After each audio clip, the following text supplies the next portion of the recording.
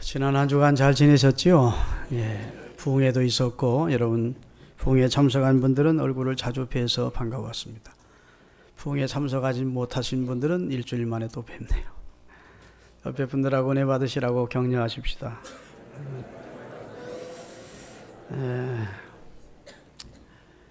오늘 본 시편 제85편의 내용을 좀 설명을 드리려고 합니다. 이스라엘이 하나님의 경고를 거듭거듭 무시하고 하나님이 수많은 선지자들을 보내서 우상을 버리고 여호와께로 돌아와 공의를 행하고 하나님의 말씀에 순종하는 거룩한 삶을 요구했지만 선민 이스라엘이 하나님을 거역하고 곳곳에 우상을 세워놓고 우상을 섬기고 불의와 포악으로 가득한 죄악의 나라가 됩니다. 돌아오라 돌아오라 돌아오라 회개하고 돌아올 것을 하나님께서 수많은 선지자들을 보내서 요청하지만 이스라엘은 하나님께 돌아오기를 거부하다가 하나님이 예언하신 대로 경고하신 대로 바벨론이란 나라에 의해서 하나님이 이스라엘 곧 예루살렘 성과 유다가 멸망을 당하게 됩니다. 민족의 멸망이 닥쳐와요. 그런데 하나님께서 이스라엘의 멸망을 예고하면서 70년 후에 다시 회복시켜 줄 것을 예언을 하십니다.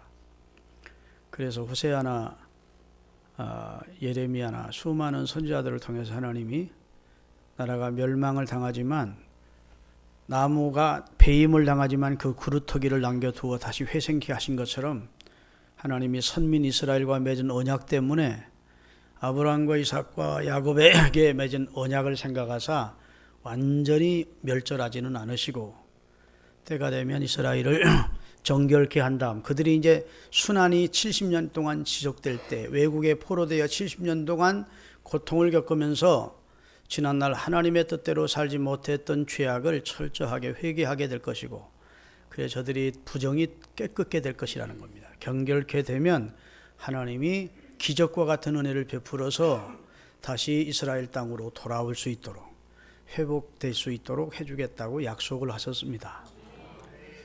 이스라엘은 하나님이 경고한 대로 결국 회개치 않다가 멸망을 당하게 돼요.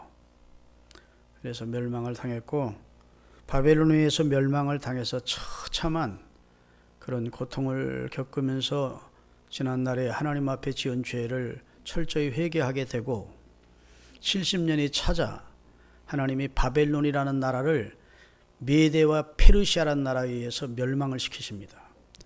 그리고 메대와 페르시아 이 두 나라의 연합 왕이 누구냐면 고레스라는 왕인데 그 고레스 왕을 통해서 이스라엘 백성을 해방시키십니다. 그런데 성경은 분명히 하나님께서 고레스의 마음을 감동시켰다 그랬어요. 그래서 노예 백성인 이스라엘 백성이 자기 고국으로 돌아갈 수 있도록 금은 보화를 가지고 돌아갈 수 있도록 70년 동안 바벨론 사람들을 위해서 수고한 노임을 한꺼번에 받도록 그리고 군대까지 동원해서 수천리 고국으로 돌아가는 길에 도적이나 산적이나 이방의 습격을 받지 않도록 호위하면서 고국으로 돌아가는 은총을 베풀어 주었어요. 하나님의 말씀이 성취된 겁니다. 하나님은 실없는 말씀을 하시는 분이 아니거든요. 말씀하시면 그 말씀을 이루신다고요. 그래서 노예 백성이었던 이스라엘이 바벨론에서 정결케 되고 회개하고 그리고 하나님만을 섬기는 하나님 유일신앙을 가지고 이제 하나님이 고레스 왕의 마음을 감동시키므로 이스라엘 백성이 고국으로 돌아오게 된다고요.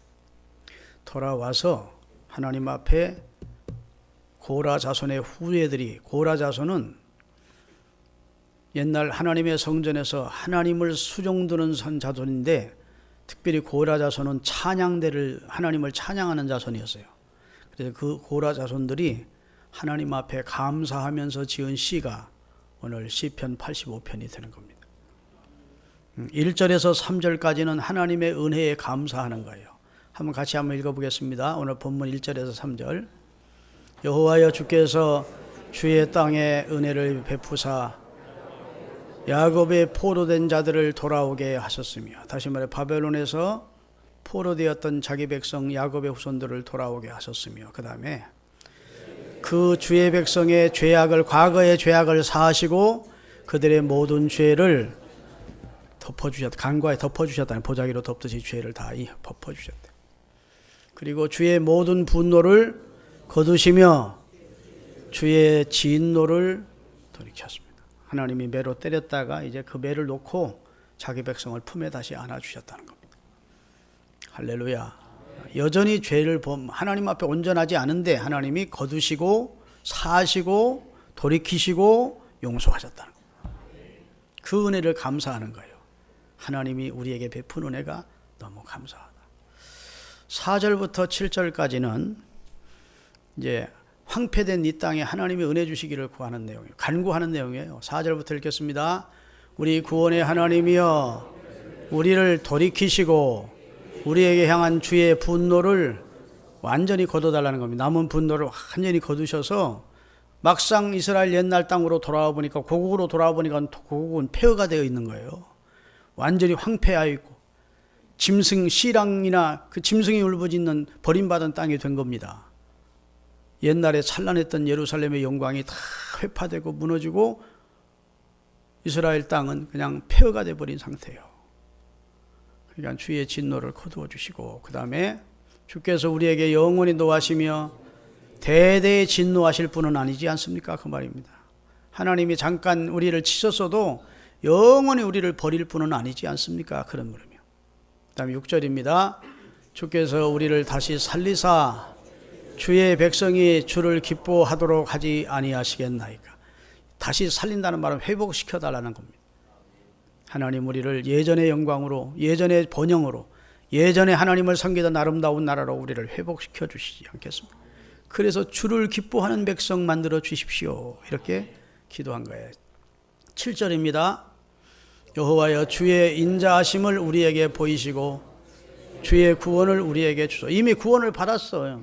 바벨론 포로에서 돌아와서 구원을 받았는데, 여기서 구원을 달라는 것은 이 황폐한 땅을 다시 번영하는 영광스러운 하나님의 구원, 다시 말해 생활 속의 구원을 체험할 수 있게 해주십시오. 이렇게 간구한 내용이 되겠습니다. 할렐루야.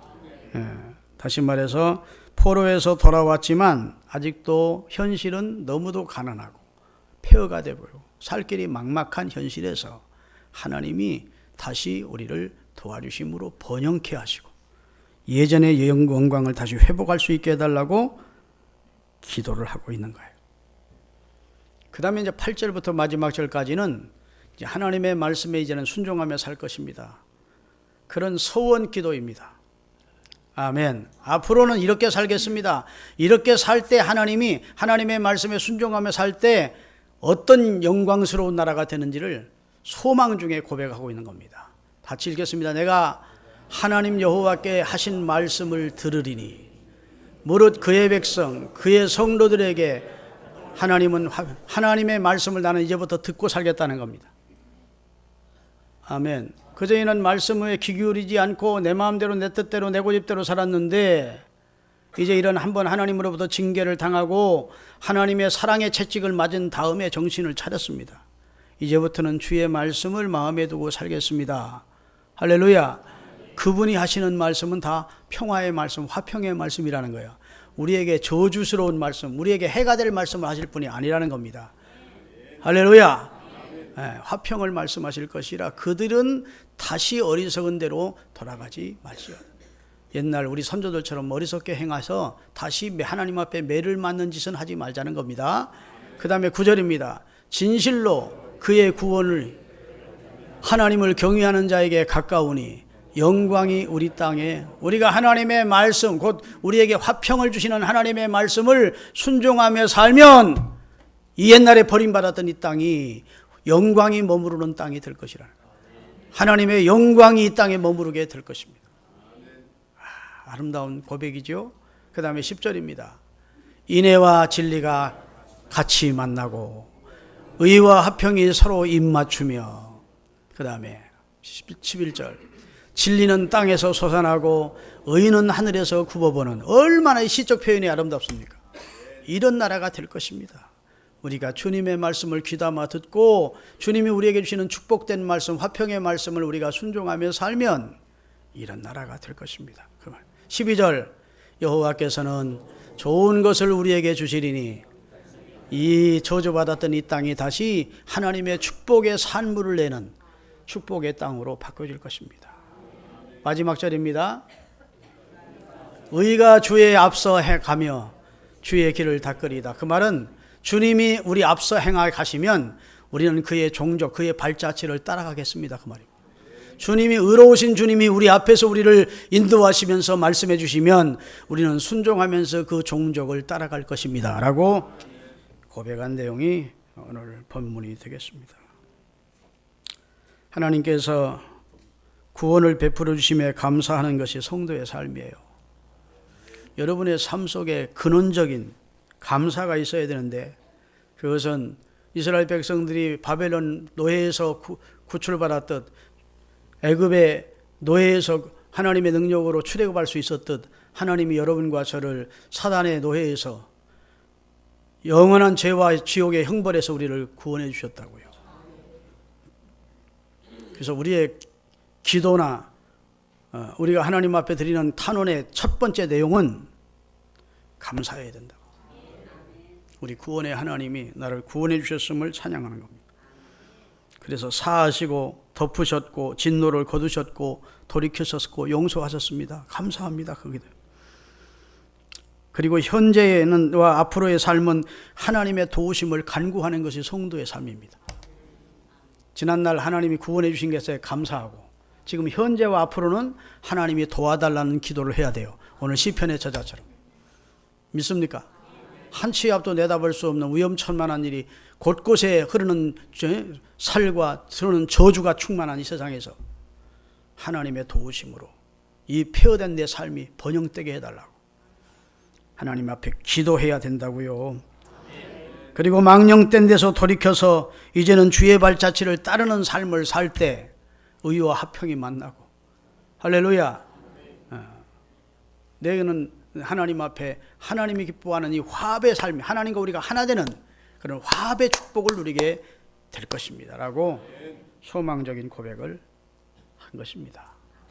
제가 오늘 이 설교를 준비했는가 하면 우리 민족의 현실이 지금 이와 같지 않나 싶습니다.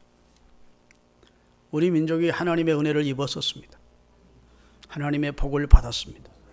우리 한국교회도 하나님의 큰 은총 가운데 성령의 강권력 역사로 부흥의 은총을 입었었습니다. 근데 현실은 그렇지 않습니다. 이제는 검은 그림자가 드리워지고 있습니다. 한국 경제도 그렇고 한국 정치도 그렇고 한국 교회도 그렇고 검은 그림자가 점점 검은 구름이 덮이고 있습니다. 영적으로 봐도 빨간불이 들어온 것 같고 경제적으로 앞날을 봐도 빨간불이 들어왔습니다. 옛날에는 좋은 물건 사면 메이드 인 코리아가 많았습니다. 세계에서도 잘 알아주는 제품이 메이드 인 코리아였어요. 이제는 뒤로 밀리기 시작합니다. 메이드 인 차이나, 메이드 인 타이완, 메이드 인 헝가리, 메이드 인 체코슬로바키아 그런 나라들이 점점 우리를 추월하고 있어요. 우리나라 삼성이나 LG의 반도체가 세계 1위였다는 겁니다. 지금은 4, 5위로 밀렸습니다. 자동차도 얘는 세계 5위 국가였는데 점점 뒤로 밀리고 인도한테도 지고 있습니다. 조선업이 세계 1위였었는데 지금은 5위에서 뒤로 밀리고 있는 거예요. 문 닫고 있는 상황입니다. 모든 방면에서 지금 우리가 어려움을 겪고 있습니다. 여러분 좀 언론이나 이런 데 관심 있는 분은 다 아는 내용이죠? 그 목사님 뭐 그런 내용 우리가 모르지 않는데 그 뭐 설교 들으러 왔는데 말씀 들으러 왔는데 그런 소리 하십니까? 잘 들으시라고. 여러분 한국교회가 한때 성장할 때에는 연 11%, 12%, 13%까지 성장했습니다. 그래서 교회가 세계 교회가 놀랄 만큼 한국교회가 급성장을 했습니다. 하나님이 놀라운 영적 부흥을 주셨습니다. 한국의 새벽기도는 교인 전체의 50%가 새벽기도를 했어요. 옛날에. 지금은 10%도 안 나옵니다. 500명 모이는 교회 50명도 안 나와요. 한국 교회가 주일 낮 예배나 오후 저녁 예배나 거의 비슷하게 모였습니다. 공예배는 다 참석하는 걸 알았고 주일은 온전히 성수를 했습니다. 기도원마다 사람들이 방학이 되면 그냥 기도 제목 가지고 하나님 앞에 가서 울부짖고 나라와 민족을 위해 기도하고 교회와 자신과 가정을 위해 기도했습니다. 긍정하시면 아멘.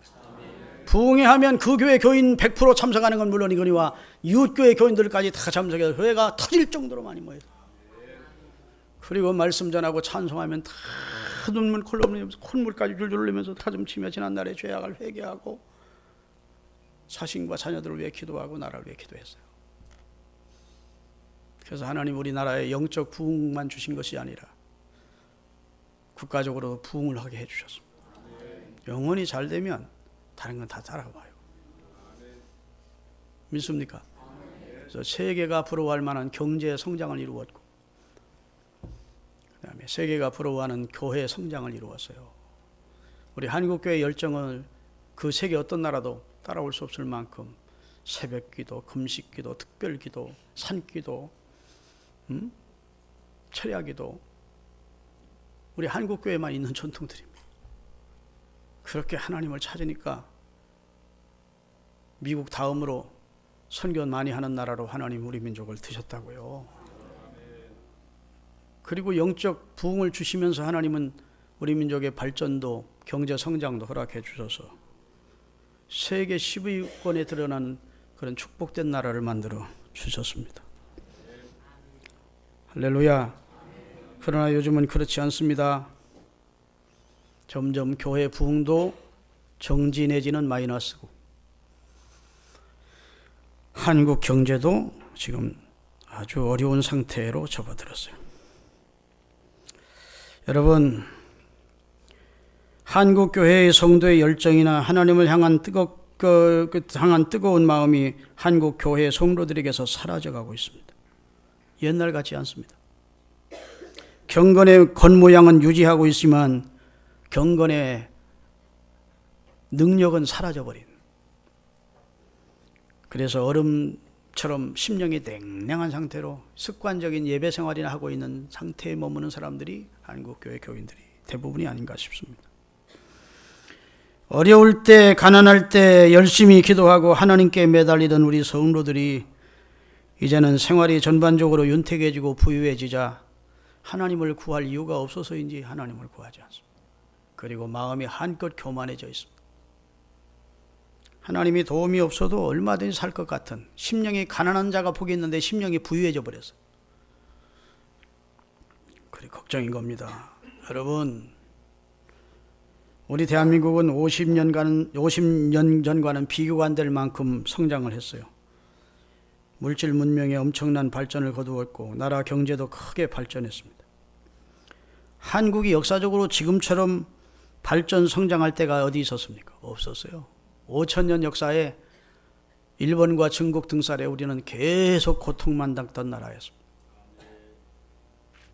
그런데 130년 전에 복음 들어오면서부터 개화가 되기 시작하고 개혁이 되기 시작하고 교회가 학교를 세우기 시작하고 선교사님들이 와서 병원을 세우기 시작하고 우리 국민들이 무지를 일깨워주기 위해서 계몽운동을 시작하고 할렐루야. 그러면서 우리 민족이 어두움에서 깨어나기 시작한 거예요. 그거 부정 못합니다. 아무리 불신자라도 한국 근대사에서 부정할 수 없는 그런 역사적 사실이라고요. 할렐루야. 우리나라가 크게 성장했지요. 교육도 세계가 못 따라옵니다. 오직하면 레이건 전 대통령이 대한민국의 교육을 배우라고 얘기했습니다.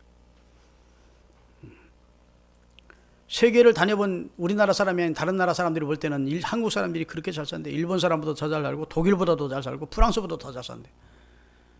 내용적으로는 우리나라가 빚쟁인데 사는 것은 그런 나라 구미 선진국가보다 우리가 더 잘 살고 있다는 거, 더 번영을 누리고. 여러분, 과학도 지식도 건물도 모든 문명도 발달을 했는데 도덕적인 것, 윤리적인 것은 사실은 더 퇴보했습니다. 그래서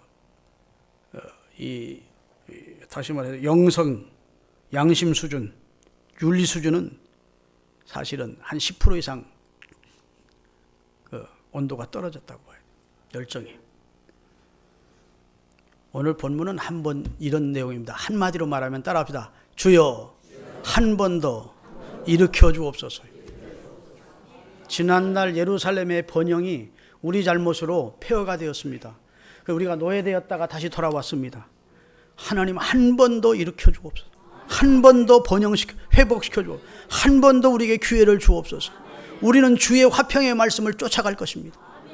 순종하며 살겠습니다. 그러니 우리 민족 위에, 이스라엘 민족 위에, 우리 선민 위에 한 번 더 은혜를 주옵소서. 그렇게 시인이 애절하게 간구하는 내용인데, 바로 여러분과 저 곧 한국교회 성도들이 이 기도 내용으로 기도해야 된다고.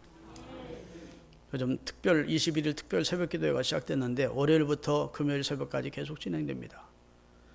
나는 뭐 기도할 제목 없어, 자식들 다 편안하고 사업도 그런 대로 잘 되고 뭐 가정 편안하고 그렇거든. 나라 위해서 기도하러 나오세요. 우리가 파수꾼이라고요. 국가에 파수꾼이 있어야 돼요. 깨어있는 사람이 있어야 나라가 망하지 않습니다. 할렐루야. 여러분,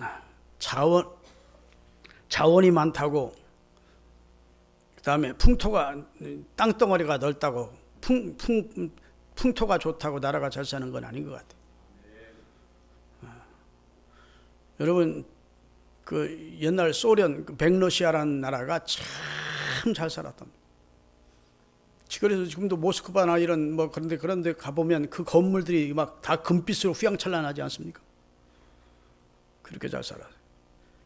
그런데 그 러시아 정교회가 정교회 교인들이 다 하나님을 버리고 공산주의를 받아들입니다. 소비에트 연방공화국을 만들어서 공산주의를 받아들이고 하나님을 버려요. 교회를 파괴하고. 만 73년 만에 공산주의는 깨졌습니다. 공산주의가 실패했다고. 그리고 소비에트 연방공화국이 갈기갈기 찢어지고요. 지금은 소련이 옛날 만들어 놓은 무기 때문에 무기는 강대하고 군사적으로는 강대한 나라이지만 경제적으로는 소련이 강하지 않습니다. 가난한 나라예요. 이해되십니까? 북한과 남한을 비교해보면 옛날 우리나라가 분열이 될 때 상황만 보더라도 북한이 잘 살아야 돼요. 북한은 전기도 그때 남아 돌았고 압록강 발전소 통해서 부전자원이 또 얼마나 많은지 모릅니다. 그 부전자원을 지금 중국에서 싹싹 빼가고 있죠. 하여튼 세계가 부러워할 만한 그런 자원들을, 히토리라는 것도 있고 그 다음에 뭐 철광도 많고 뭐 석회도 많고 좋은 것들이, 그 광산도 그쪽이 많습니다. 북한 쪽에. 그들이 우리보다 훨씬 더 잘 살아야 돼요. 그렇지 않습니다. 그들이 교회를 문을 닫아버리고 종교는 아편이라고 쫓아내버리고 거기서 쫓겨난 월남한 피난민들, 북한에 사는 사람들이 한국으로 와서 교회를 세우고, 또 대한민국이라도 이만큼 유지할 수 있는 것은 하나님의 은혜요. 세계에서 제일 부강한 나라, 모든 사람들이 부러워하는 나라가 스위스라는 나라입니다.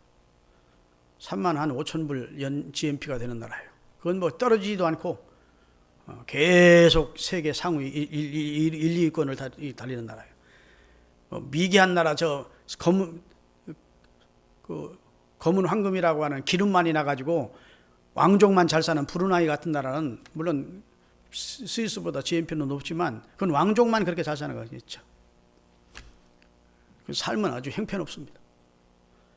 여하튼 스위스라는 나라는 요한 칼빈이라고 하는 우리 장로교를 창시한 칼빈이라는 사람이 제네베 시장이 됐어요. 제네베 시장이 돼서 하나님을 경외하자, 성경대로 살자, 진실하게 살자, 청렴하게 살자, 봉사하면서 살자. 제네베시를 하나님이 기뻐하는 거룩한 도시로 만들어 스위스 전반적으로 들어가요. 스위스는요, 땅덩어리가 크지는 않아요. 농사질 땅이 많지도 않습니다. 산악지역이야. 그런데도 세계가 가장 신뢰하는 나라입니다. 시계하면 가장 신뢰하는, 스위스 시계가 잘 알아줘. 은행하면 세계 돈 많은 독재자들도 거기다 갖다 돈을 몇 개 안전하다고 다 돈 싸들고 거기 가서 저금하는 거예요. 스위스 은행이 제일 안전한 은행이라는 거예요. 하나님이 복 주시려면 그렇게 하는 거예요. 그러니까 우리나라가 뭐 농토가 땅덩어리가 넓고 무슨 지하 부존자원이 많고 뭐 그런 거 아닙니다. 하나님 우리나라를 버리지 않으면 소망이 있는 거고, 하나님 우리 하는 꼬라지를 보니까 도저히 이건 뭐 도저히 옛날 이스라엘이 바벨론에 멸망할 때처럼 꼬락서니가 안 되겠다 싶으면 나라가 하나님으로부터 징계를 받을 거예요. 나는 그런 위험성이 많이 상존해 있다고 봅니다. 지금 너무 이 민족이 은혜를 모르고 감사할 줄 모르고 원망이나 하고 서로 적대시하고 싸우고. 정연이라고 하는 기독교 작가가 있어요. 여러분 옛날에 우리 유명한 작가가 여성 여류 작가 가운데 정연이라는 분을 아실 거예요. 그분이 내 잔이 넘치나이다 하는 책을 썼어요. 그 책 내용이 어떤 내용인지 아십니까? 하나님이 우리 민족을 일본의 압제에서 은혜로 구원해 주었다는 거예요. 일본에 압제당할 때 교회가 우리 민족을 해방시켜달라고 기도를 했고, 하나님께서 그래서 기도를 들어주셨대요. 그래서 1945년 나라가 독립이 됐고 1950년 5년 후에 6.25가 일어났는데, 그 5년 동안 몇 명 남지 않은 애국지사들을 서로 죽이고 죽이는, 북쪽은 북쪽대로 남쪽은 남쪽대로 옛날 동지였던 사람들을 다 몰아가지고 죽여버리는, 그리고 맨날 데모하는 그런 상황이 되자 하나님이 6.25로 심판하신 것이 아니겠나라고 그분은 그러는 거예요. 진단이 일본의 압제에서 구원해 주었더니 서로 싸움만하고 정적들을 죽이는 혈안이 돼 있는 남쪽과 북쪽을 보면서 하나님이 심판이 6.25로 온 것이 아니겠는가. 그분 생각이 그런 책을 쓴 거예요. 사랑하는 여러분, 우리나라가 하나님의 은혜를 다시 입어야 될 때입니다. 참 지금 나라 현실이 너무너무 어려워. 무엇이 진실인지를 모르겠어. 왜 나라가 이 정도까지 갔는지를 모르겠어. 여기서 말하는 것도 그게 사실일까? 저기서만 여기에 사실일까? 너무너무 혼돈해요. 역사가 이제 한 3, 40년, 한 100년 지나고 나면 평가가 될 겁니다. 어디가 진실이었고 무엇이 사실이었는지. 지금은 분별이 잘 안 돼. 그러나 나는 배후의 사탄의 역사다 봅니다. 그게 우익이든 좌익이든, 그게 좌파든 우파든 보수든 진보 쪽이든, 이 싸움은 배후의 사탄의 역사다. 서로 죽일 놈 잡듯이 하거든요. 분노로 인해서. 주의 뜻이 아닙니다. 할렐루야. 여러분, 이 민족을 회복시켜달라고 하나님 앞에 기도하십시다. 하나님이 이 민족이 얼마나 복을 주셨는지는 굶어 죽는 나라가 없어요. 여러분, 세계에 굶어 죽는 나라들이 많습니다. 근데 우리나라는 굶어 죽을래도 굶어 죽을 수가 없는 나라가 됐어요. 누가 한 사람이 어떤 아무개, 어느 집에 사는 아무개가 굶고 있대 그러면 누가 어느 독지가가 돕든지 어느 기관에서 돕든지 나라에서 돕든지 교회에서 돕든지 그 사람 살리게 돼 있어. 그렇게 우리 민족이 지금 참으로 풍요로운 나라가 됐어요. 그렇죠? 네. 옛날에는 죽는 사람, 굶어 죽는 사람 많았대요. 자, 그만큼 하나님이 우리 민족을 축복해 주셨는데, 노예에서 해방시켜 주셨는데, 우리 개인은 죄와 사망에서 구원해 주셨는데, 하나님의 은혜를 저버리고 온갖 폐역과 악을 주장하면 하나님이 기뻐하시겠습니까? 하나님이 우리나라에 다시 신앙의 부흥을 주시고 영적 부흥운동이 일어나게 하시고 회개운동이 일어나게 하시고 하나님의 교회가 부흥될 수 있게 해달라고, 이 민족의 국민들의 죄악을 덮어달라고, 용서해 주시라고 우리가 기도할 수 있기를 바랍니다. 하나님 우리를 먼저 그리스도인 되게 하신 것은 우리를 파수꾼으로 세워서 나라와 민족을 위해서 기도하라고 우리에게 사명을 주신 줄로 깨달으시기를 예수 그리스도의 이름으로 축원합니다. 세계 거지의 나라, 제일 많이 어린아이를 입양시키는 나라, 곳곳에 거지와 그 다음에 고아들이 넘쳐났던 나라가 우리 대한민국이었다. 이제는 하나님이 많은 복을 주셔서 우리나라 NGO 단체가 안 들어간 나라가 없습니다. 아멘. 가서 학교 세워주고, 세계 여러 나라에 가서 병원 세워주고, 교회 세워주고, 모자원 세워주고, 문맹 퇴치해주고, 병원 치료해주고, 믿으시면 아멘. 그거 국가가 넉넉한 나라가 아니면 하고 싶어도 못해요. 근데 우리나라 여러 굴지의 기업들이 후원금을 내주고, 개인들이 내주고, 기관이 내주고, 또 한국 교회가 선교사도 보내고 NGO 단체에 후원하고 그러는 거예요.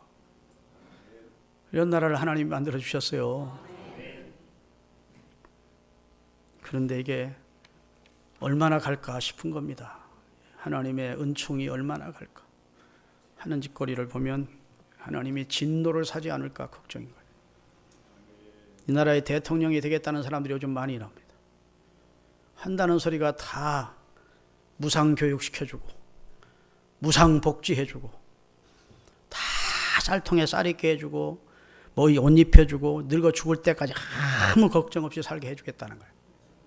포퓰리즘이야. 웃기는 얘기입니다.